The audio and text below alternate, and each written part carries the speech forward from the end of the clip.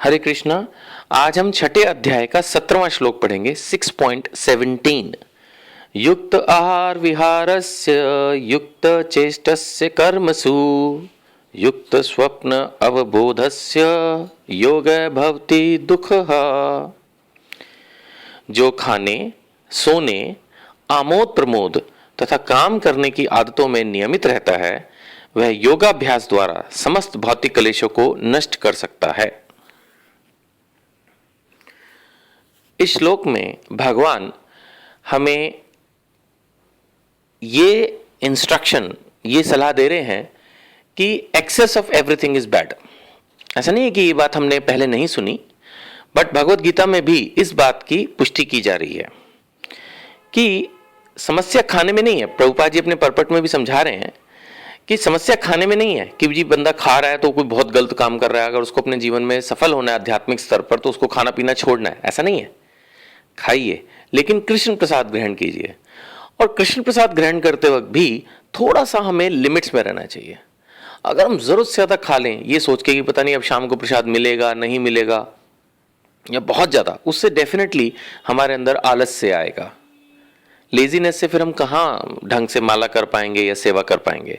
तो इसलिए श्रील प्रभुपाद अपने परपट में समझा रहे हैं कि भक्त को अपने आप को ट्रेन करना चाहिए कि वो सिर्फ प्रसाद ही ग्रहण करे, और वो भी एक लिमिटेड क्वांटिटी। खाने में कोई समस्या नहीं। यही भगवान भी यहां सजेस्ट कर रहे हैं कि हमें अपनी सभी आदतों में नियमित रहना है, मतलब कंट्रोल में रहना है। अति हर चीज की बुरी है, ये इस श्लोक में भी समझाया जा रहा है। और सबसे पहले इसमें खाने के ऊपर समझाया जा रहा है। शायद भगवान जोकिंगली और प्रभुपाद जी भी इस चीज को लाइट वे में समझा रहे हैं कि खाने में अगर हम बिल्कुल अपने आप को फ्री रखते हैं, हम सोचते हैं कि भाई बस खा लो, जो मिलता है खा लो, कोई बात नहीं, खाने के लिए जीवन है, तो ये सोच जो है एक अच्छे भक्त के अंदर नहीं होनी चाहिए। उसको कोशिश करनी चाहिए कि वो कृष्ण प्रसाद ही ग्रहण करे, और वो भी एक रीजनेबल क्वांटिटी, कम नहीं, जितना जरूरत है, जितना आपके शरीर के लिए जरूरत है उतना खाएं, लेकिन बार बार दिन में ना खाएं। और ये भी ना करें कि जो आए बस आने दे, इस तरह से थिंकिंग हमारी नहीं होनी चाहिए। इसी तरह से सोने में भी कोई बुराई नहीं है। ऐसा नहीं कि भक्त नहीं सोते। कोई उच्च कोटि के भक्तों का उदाहरण श्रील प्रभुपाद अपने इस परपट में दे रहे हैं, तो वो भक्त तो सिर्फ 2 घंटे 3 घंटे ही सोते थे और बाकी सारे समय कृष्ण की सेवा करते थे।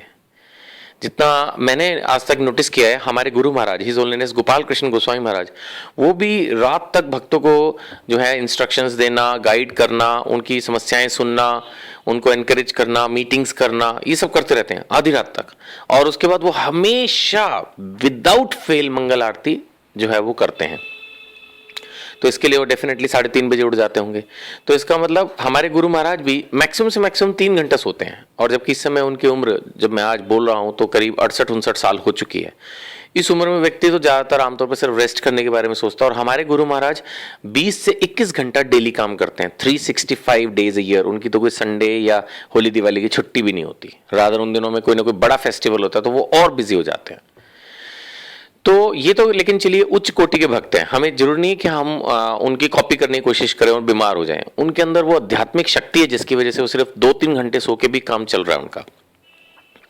तो सोने के मामले में अनेक श्लोकों में प्रभुपाद जी ने अपने परपट में इंस्ट्रक्शन दी है, सलाह दी है कि हमें 6 घंटे के आसपास सोना चाहिए। कुछ और किताबें इसमें रिलैक्स करते हुए इसको 6.5 से 7 घंटे तक की बातें करती हैं। तो हमें जहां तक हो सके, अगर हमारी तबीयत खराब है, अगर हमारे शरीर को रियली सोने की आवश्यकता है, आप ऐसा महसूस करते हैं, तो हमें मैक्सिमम से मैक्सिमम 8 घंटे सोना चाहिए। नहीं तो जो मेरा आज तक का निचोड़ है, बात मैंने जो समझी है उसके हिसाब से हमें 6 से 7 घंटे के बीच में ही मैक्सिमम सोना चाहिए। अगर हम इससे ज्यादा सोने की आदत डालते हैं तो हम अपना वो प्रेशियस आवर, जो भी हम 1-2 घंटा एक्स्ट्रा सो रहे हैं, वेस्ट ही कर रहे हैं।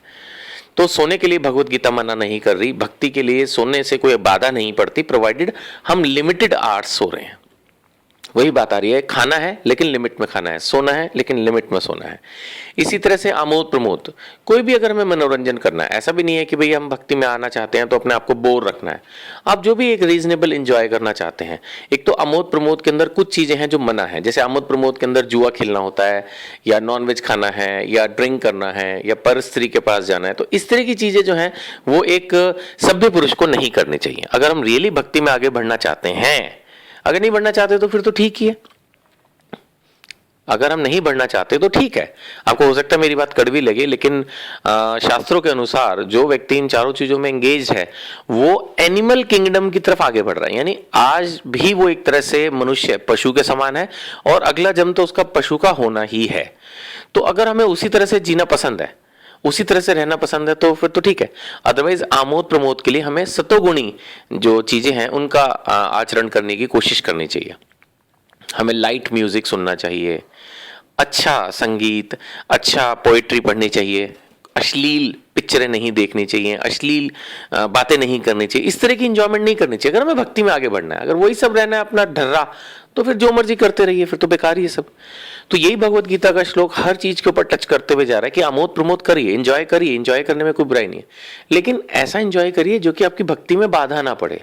अगर हम ऊट पटांग काम करेंगे तो हमारा दिमाग फिर उन चीजों में एंगेज होगा, और वैसे भी तो होता ही है कि कोई गलत चीज होती है तो दिमाग जल्दी पकड़ता है, फिर उन चीजों के पीछे ज्यादा भागता है। तो हमें चाहिए कि हम इंजॉय करें, भक्ति में रह के भी इंजॉय करना होता है, लेकिन हम भक्तों के संग में रहने की कोशिश करें। ज़्यादा से ज़्यादा हम धाम जाएं, जैसे घूमना फिरना पसंद है तो ज़्यादा से ज़्यादा हमारी विजिट्स धाम यात्राएं होनी चाहिए। वहाँ जाने से हमें आध्यात्मिक प्रगति भी मिलेगी और एक तरह से भक्तों का संग और थोड़ा सा चेंज भी हो जाता है जो लोग चाहते हैं। तो हमें स्पिरिचुअल पिकनिक्स पे जाना चाहिए।